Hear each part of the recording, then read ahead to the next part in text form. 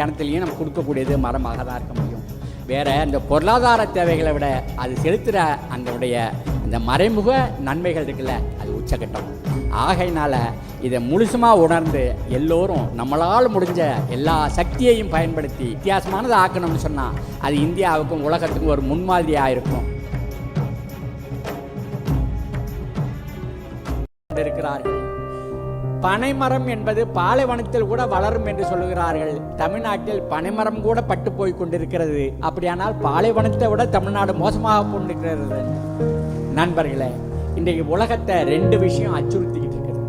ஒன்று, இந்த பூமி சூடாகிறது, ஆகையினால கடல் மட்டம் உயர்றது, அதனால் நிலங்களெல்லாம் தண்ணிக்குள்ளே போக வேண்டிய மிகப்பெரிய ஆபத்தில் இருக்கு. இதை ஒட்டி கங்கையில் இருக்கிற இமயமலையில் இருக்கிற பனிமலைகள் உருகி ஒடியாந்து கங்கையாறு வற்றி போகக்கூடிய ஒரு நிலை இருக்கிறது. ஆகையினால மிகப்பெரிய உணவு பஞ்சத்தை நாம் எதிர்பார்க்கக்கூடிய ஒரு காலகட்டத்தில் நாம் இருக்கிறோம்.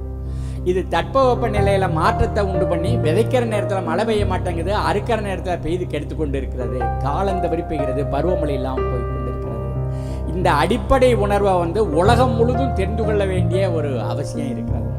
அப்படி உலகம் முழுதும் தெரிஞ்சு கொள்ளதுன்னா அதுக்கு விடையாக இருக்கிறது ஒன்று, நம்ம மரம் நடுறது மட்டும்தான்.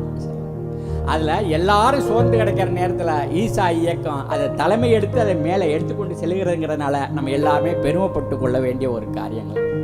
இன்னைக்கு எல்லோரும் நினச்சி பார்க்குறோம், தண்ணியை தான் மையமாக நினச்சி பார்க்குறோம்.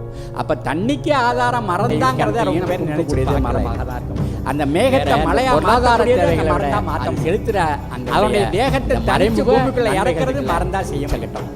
அந்த இலைகளை கொட்டி பூமியை சும்மா வச்சு வாங்குற தண்ணியை உறிஞ்சி வச்சு சக்தியையும் பயன்படுத்தி மேலே எவ்வளோ ஆக்கலாம் அதே அளவு கீழே உலகத்துக்கு ஒரு முன்மாதிரி கீழ்நிலை நீர் தொட்டியாக இருந்து தண்ணியை சேமித்து மற்றபடி 6